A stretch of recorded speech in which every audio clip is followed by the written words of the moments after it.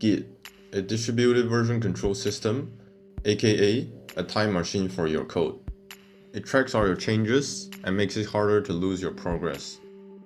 With version control system, it stores all history versions of your code.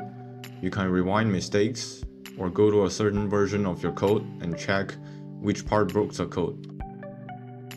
To get Git, install Git Bash for Windows, and on Mac or Linux you most likely already have it installed. Open up your terminal and go to the directory that you want to use Git to keep track of. Use Git init to create a repository. A repository is just a storage location for your project's file and history. In other words, this directory is now tracked by Git. There are 3 stages for files in a Git repo: untracked, staged, and committed. If it's untracked means Git didn't save it. So if you delete the file at this moment, Git is not able to restore it. Git is only able to save your files if the file is committed. Now if I create a new file in this repo and run git status, you can see I have an untracked file named main.py. Now use git add to stage the file. You can see now the color of the file turned from red to green.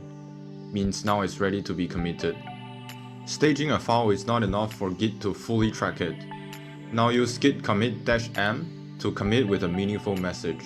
Now all the staged files are officially tracked by Git, and Git has created a new version number or a snapshot for your repository.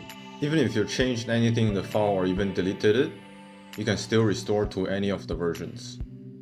With git restore, you can reset the file to what it is in the most recent commit.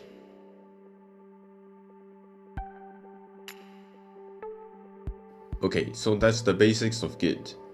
But version control is more than saving deleted files, it's also about collaborations.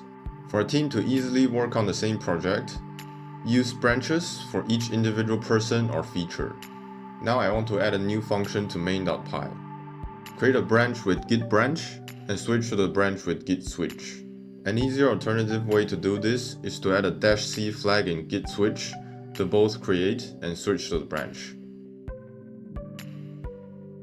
Write some code and commit as usual. Now feature branch has one more commit than main, and we want to combine the new code to the main branch.